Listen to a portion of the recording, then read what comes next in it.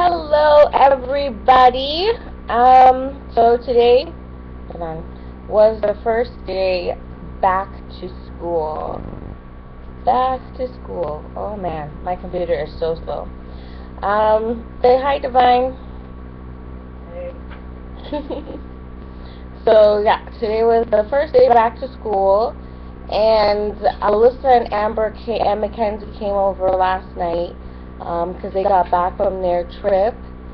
So we're just giving them their notebooks for back to school and catching up. And I thought Amber would be the talkative one because she's the younger one, but Alyssa was here for like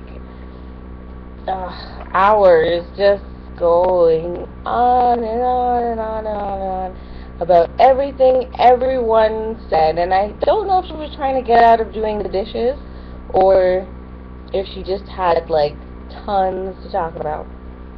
So it was hard getting Divine out this morning. I was calling and screaming his name for him to get up this morning, and no response, of course, till the last minute. I'm running around trying to make the biggest perfect lunch for him that he will not be eating, of course. Um, yeah, so he did get to class a little late today. And I was complaining that he got to spend my money and take a limousine because he took he took a taxi to school today.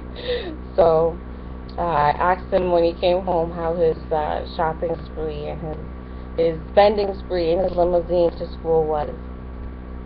And for myself, class was great. I got to see Professor Denese again. He's the famous semiotician, the only semiotician in Canada at the University of Toronto. And what else was there? Oh my goodness. In every class was pouring out the Rob Ford issue. And it's hard for me because I feel very strong about that. I don't think it's acceptable. I don't think that smoking crack is acceptable.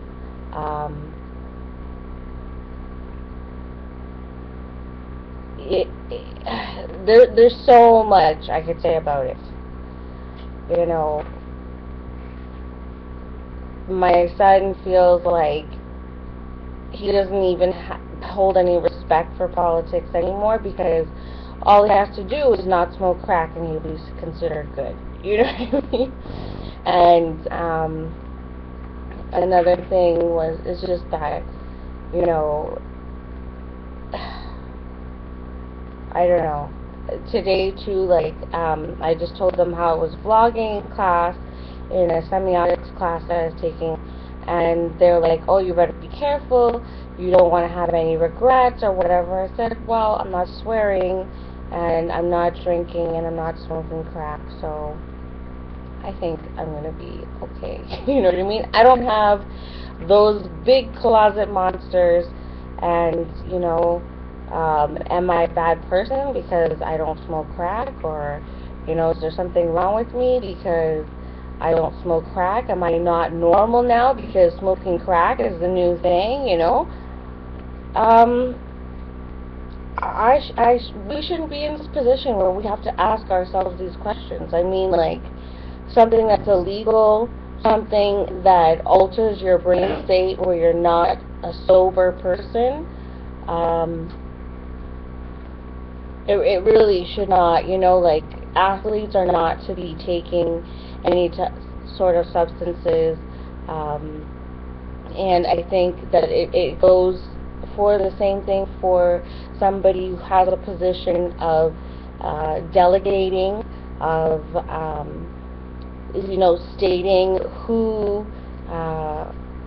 people in jail who either get set free or let go, or, you know, being the mayor of Toronto is a huge responsibility, lots of planning, lots of, you know, lots of decisions to be made, and I just think it's unacceptable. If he got smoking crack where he's not sober, doesn't have the right mind in the highest form, in the worst way, a couple of drinks is one thing, smoking crack is a whole other thing, and I really think that this is it's gone too far. I think there's no boundaries anymore. It's like, it's a free-for-all. People can do whatever they want. And so, how, even in the Elizabethan era, you had so many aristocrats who were just unacceptable. They were corrupt. They were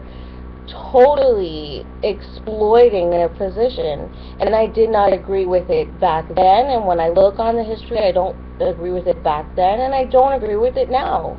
And I see Rob Ford as one of these aristocrats who are totally exploiting their position, and everybody's patting him on the back and saying, go Rob Ford, get away with smoking crack, and it's the worst of the Christians too, who are like, yeah, it's okay to smoke crack. Like, I don't think this is what Jesus Christ died on the cross for, to be honest with you, okay? But, anywho, besides Rob Ford, my pastor's 50th birthday is coming up, and he invited me. I'm just looking at the invitation right now, that's why I added that in there. What else is there? Yeah, today was back to school. Divine, do you have anything? Oh, Divine's starting a new assignment, and he's going to be on top of that, and it's a speech thing. Hopefully his speech gets picked. He has a decision to make between doing MSG information or doing one on Blackbeard, which he chose, and I was like, absolutely not. We're not going to do this historical figure thing, because before we wanted to do Fibonacci or do, what was his name again, Divine? Fibonacci's counterpart. No, it's Isaac Newton. Isaac Newton. Or it was Isaac Newton. And, that was really boring, to be honest with you. It was so boring.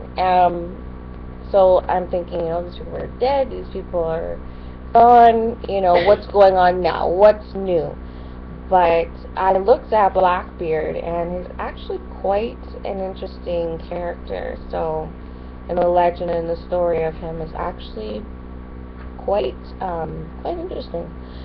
So, I think he's going to do Blackbeard. I thought that MSG would be great to do because it is relevant with the situation in the schools, with healthy food and all this stuff. Yeah, Divine, do you have anything else to say? So, I can't have a cup of tea like I told you guys. I can only drink cold drinks.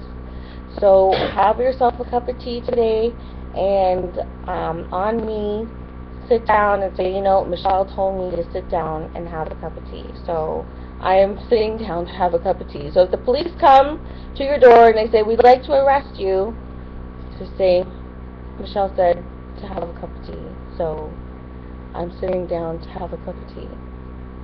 And Divine, so say the last words.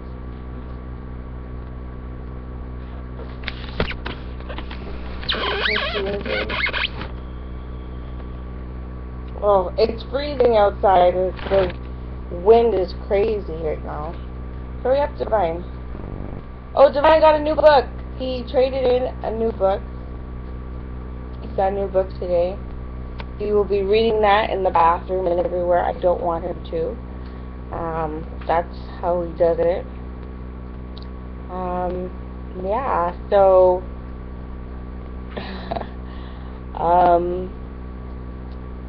jokes. I think I have a funny joke. Divine, what's a funny joke you can tell before we go?